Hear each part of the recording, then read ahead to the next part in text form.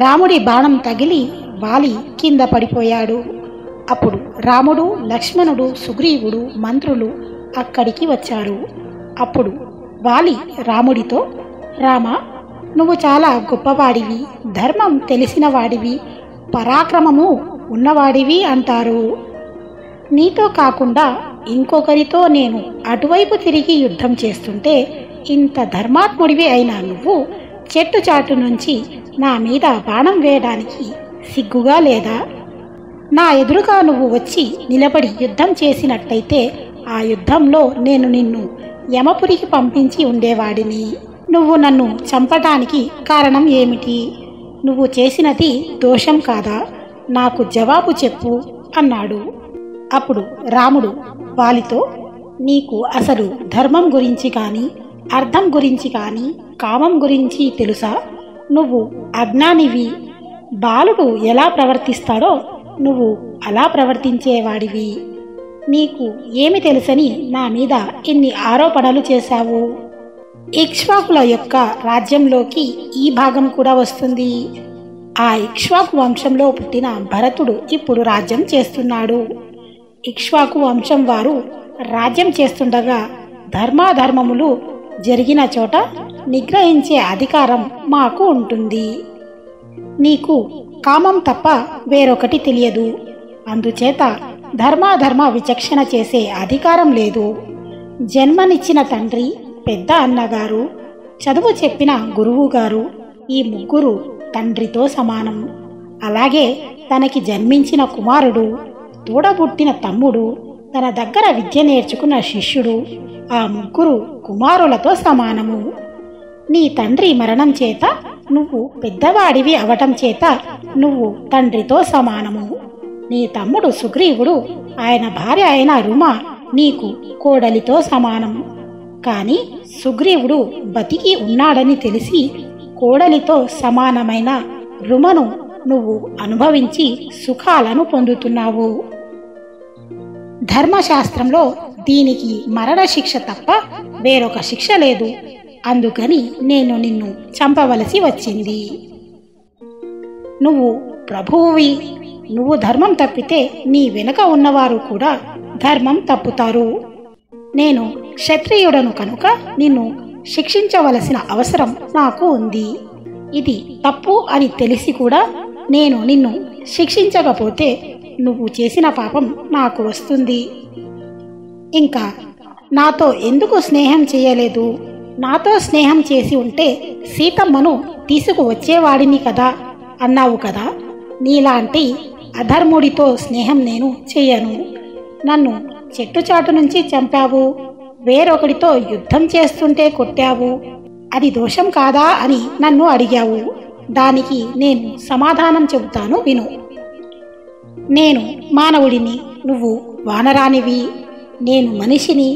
క్షత్రియుడు ధర్మాన్ని నిలబెట్టవలసిన వాడు ఒక మృగాన్ని కొట్టవలసి వస్తే తాను చాటున ఉండి కొట్టొచ్చు, వలవేసి పట్టుకొని కొట్టొచ్చు, పాశం వేసి పట్టుకోవచ్చు. అది అప్రమత్తంగా ఉన్నా, పడుకొని ఉన్నా, నిలబడి ఉన్నా, పారిపోతున్నప్పుడైనా ఎప్పుడైనా కొట్టవచ్చు. తప్పు చేసిన వాడిని రాజు శిక్షిస్తే వాడి పాపం ఇక్కడితో పోతుంది. నేను నిన్ను చంపడం వల్ల నువ్వు ఏ పాపమూ లేని స్థితికి వచ్చావు. నీ పాపం ఇక్కడితో పోయింది. అందుకని నువ్వు ఉత్తమ లోకాలకి వెళ్ళిపోతావు. నా యందు ఎటువంటి దోషమూ లేదు అని రామచంద్రమూర్తి సమాధానమిచ్చారు.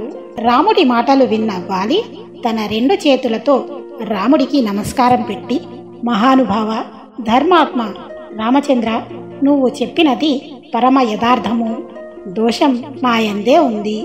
నువ్వు నన్ను చంపటంలో కానీ, నా యందు దోషం ఉన్నది అని చెప్పడంలో కానీ ఎలాంటి సందేహం లేదు.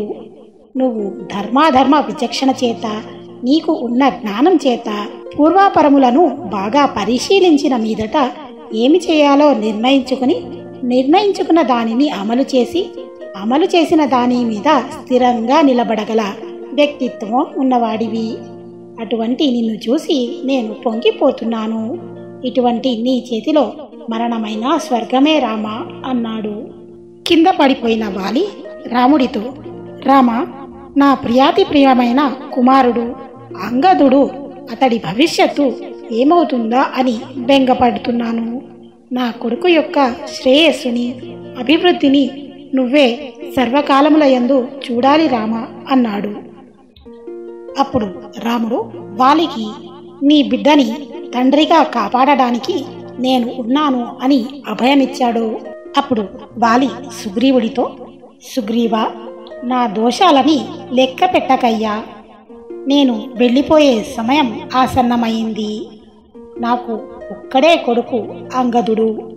వాడు ఇవాళ నా కోసం భూమి మీద పడి కొట్టుకుంటున్నాడు. వాడికి కష్టాలు తెలియవు. నేను వెళ్ళిపోయాక వాడికి సుఖాలు ఉండవు. నీ దగ్గర ఎలా ఉండాలో వాడికి తెలియదు కదా. అందుకని నా కొడుకుని జాగ్రత్తగా చూడు.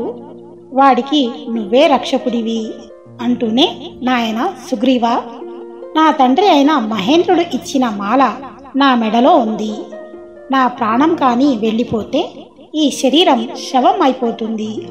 అప్పుడు ఈ మాల అపవిత్రం అవుతుంది. ఈ మాల జయాన్ని తీసుకొస్తుంది. అందుకని నీకు ఇస్తున్నాను, తీసుకో అని ఆ మాలని సుగ్రీవుడికి ఇచ్చి ప్రాణములను వదిలేశాడు. ఇక్కడ గమనించవలసిన విషయం ఏంటంటే, వాలి బిలంలో ఉండిపోయినప్పుడు వాలి మరణించాడు అనుకుని సుగ్రీవుడికి పట్టాభిషేకం చేశారు. అప్పుడు సుగ్రీవుడు వాలి భార్య అయిన తారని తన భార్యగా అనుభవించాడు. మరి సుగ్రీవుడు చేసింది దోషం కాదా?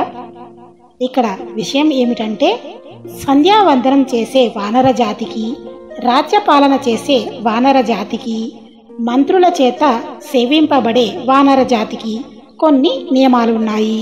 ఆ జాతిలోని స్త్రీలు తమ భర్త మరణిస్తే మరిదిని పునర్వివాహం చేసుకుని వారితో ఉండొచ్చు. ఆనాడు వాలి చనిపోయాడనుకుని తార సుగ్రీవుడిని వివాహమాడింది. కనుక సుగ్రీవుడితో ఆనాడు తార ఉండటం ధర్మం తప్పడం కాదు. కానీ సుగ్రీవుడు బతికే ఉన్నాడని తెలిసి కూడా ఆయన భార్యతో కామ సుఖాలని అనుభవించడం వాలి యొక్క దోషం. మరొక విషయం, వాలికి 2 శక్తులు ఉన్నాయి. ఒకటి, ఇంద్రుడు ఇచ్చిన మాలని మెడలో వేసుకుంటే వాలి అపారమైన ఉత్సాహంతో ఉంటాడు. రెండవది, ఎవరన్నా వాలికి ఎదురుగా వెళితే వాళ్ళ శక్తిలో సగం ఈయన లాగేసుకుంటాడు. ఇది బ్రహ్మగారు వాలికి ఇచ్చిన వరం. అలాగే వాలికి రావణాసురుడి స్నేహం ఉంది. వాళ్ళిద్దరూ ఒక ఒప్పందం కుదుర్చుకున్నారు. దాని ప్రకారం వాలి అనుభవించే స్త్రీని రావణుడు అనుభవించవచ్చు. వాలికి శత్రువు రావణుడికి శత్రువే. అలా కొన్ని విషయాలలో ఒప్పందం కుదుర్చుకున్నారు.